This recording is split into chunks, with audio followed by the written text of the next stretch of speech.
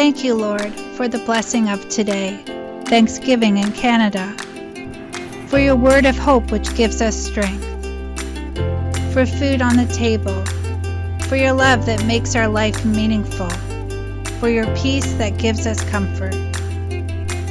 for family and friends near and far,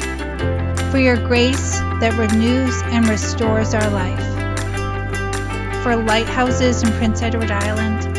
the Reversing Falls, the Georgina Ice Palace, Place Ville Marie, the Massawippi River, the Rideau Canal, Kensington Market, rolling farmland, the Group of Seven, Jasper, highways through Rockies, for this year's harvest. We give you praise in Jesus' name.